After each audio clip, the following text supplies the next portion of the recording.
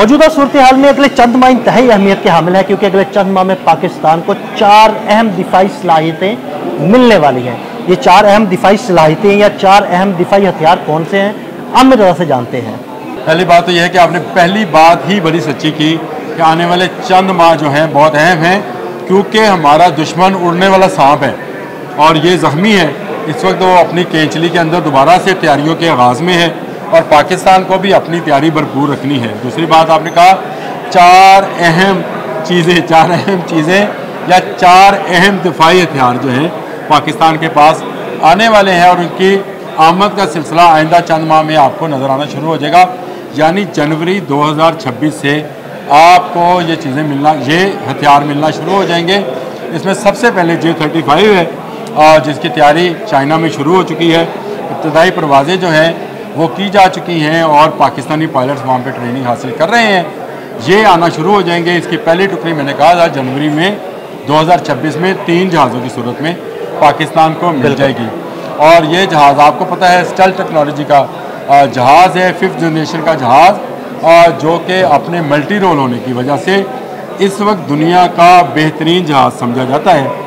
इसमें वो तमाम सलाहियत और खासियतें मौजूद हैं जो F-35 जैसे जहाज़ को भी मात दे सकती हैं, गिरा सकती हैं।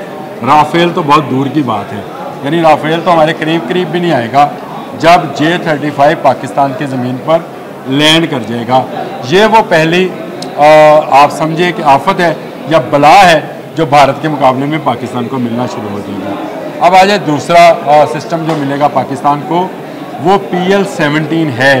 ये PL-17 क्या है? आपने इन दिनों में जब राफेल गिराने की बात की जा रही थी तो JF-17 थंडर से PL-15E जो था उसको फायर किया था हमने। S-400 को PL-15E से, जो एक्सपोर्ट क्वालिटी का चाइना का हथियार है जिसकी रेंज 250 से 300 किलोमीटर तक है, उसको इस्तेमाल किया था।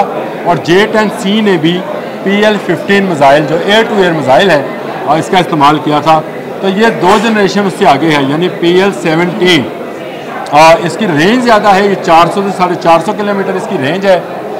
ये मिज़ाइल आपके ज़मीनी सिस्टम के साथ इंटीग्रेटेड हो जाता है, यानी इसके अंदर जो ईसा रडार है अगर उसको आप बंद भी कर दें तो वो बैरूनी रडार की मदद से अपने हदफ तक पहुंच जाता है।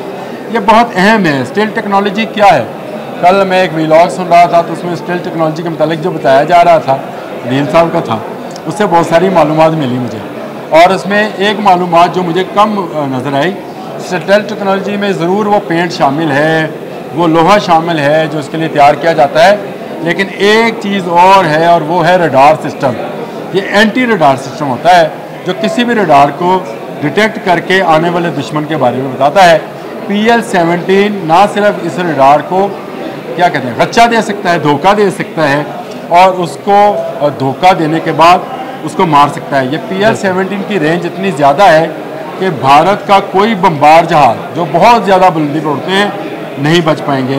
भारत का कोई फ्यूल टैंक्स जो कि एयर टू एयर जहाज़ों के अंदर फ्यूल भरते हैं नहीं बच पाएंगे। भारत के तमाम ट्रांसपोर्ट, आर्मी ट्रांसपोर्ट जहाज़ जो हैं वो भी इससे नहीं बच पाएंगे।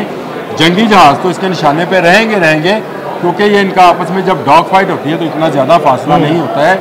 लेकिन PL-17 जो है ये बहुत ही मोहलक हथियार है और इसका जवाब इस वक्त जिन 2 मिज़ाइल के साथ इसका मुआवजा किया जाता है, एक रशियन है MK उसका नंबर है और एक अमेरिकन है, लेकिन PL-17 सबसे बेहतर है।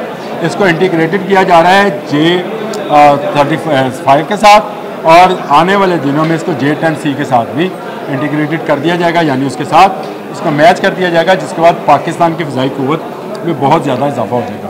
बिल्कुल 2 चीज़ें हो गई, तीसरी चीज़ भी आ जाती हैं। यह है जी KJ-500। ये KJ-500 इसको आजकल शार्पाई के नाम से जाना जाता है। इसकी रेंज 5.5 किलोमीटर है, यानी 5.5 किलोमीटर के अंदर जो उड़ने वाली चीज़ जो है वो इसके निशाने पर होगी। इसकी सबसे अहम बात यह है कि ये दोस्त और दुश्मन में ना सिर्फ मुआवजा करता है बल्कि दोस्त मिज़ाइल और दोस्त जहाज़ों को रास्ता भी दिखाता है। जो मैंने आपको PL-17 के बारे में बताया था कि उसका अगर इस रडार को बंद कर दिया जाए तो KJ-500 के पास ये सलाहियत मौजूद है कि वो इस मिसाइल को अपने रडार की मदद से हदफ तक पहुंचा सकता है। और ये दुनिया के जदीद तरीन निज़ामों में शामिल है, चाइना का तैयार करता है और पाकिस्तान में इसको डिलीवर किया जाना है। पाकिस्तान ने इसके आर्डर प्लेस कर रखे हैं और चाइना इसको हमें 50% रियायत के साथ दे रहा है, जितना उसने अपनी आर्मी को नहीं दिया उससे भी कम पैसों में पाकिस्तान को दे रहा है। इसके बाद आ जाए चौथी चीज़ जी, हरिकेन 3000 जी। हरिकेन 3000 एक बला का नाम है और मैंने पिछले दिनों एक वेबसाइट के अंदर देखा कि चीन और इजराइल और भारत मिलकर ड्रोन्स की ऐसी टेक्नोलॉजी मुतारफ़ करवा रहे हैं जिसमें भारी मात्रा में, वो तो यही इसी लफ्ज़ को इस्तेमाल करते हैं, हम कहते हैं बहुत बड़ी तादाद में, वो कहते हैं ये भारी मात्रा में ड्रोन्स आएंगे और पाकिस्तान का कोई सिस्टम उसको रोक नहीं पाएगा। और मेरी उस वक्त भी हंसी निकली थी कि ये कौन से ड्रोन्स होंगे जिनको पाकिस्तान रोक नहीं पाएगा। फिर जब आपने मुझसे हरिकेन 3000 का जिक्र किया आदिल भाई, तो उस वक्त मैंने इसको स्टडी किया। ये एक ऐसा सिस्टम है जो माइक्रोवेव्स के ज़रिए तमाम किस्म के ड्रोन्स को नकारा बना सकता है। ज़बरदस्त। और ये रेज़ हैं जो ये निकालता है, इसकी जो 3.5 किलोमीटर इसकी रेंज है। 3.5 किलोमीटर के अंदर आने वाले तमाम, वो चाहे तादाद में जितने मर्जी हों, इसने उसको नकारा बना देना है। उसके तमाम इलेक्ट्रॉनिक सिस्टम गैजेट्स को अपने माइक्रोवेव्स के ज़रिए ख़त्म कर देना है। तो ड्रोन्स अंधे हो जाएंगे, यानी उनको जो चलाने वाले हैं वो उसको चला नहीं पाएंगे, वो उनके कंट्रोल में नहीं रहेंगे।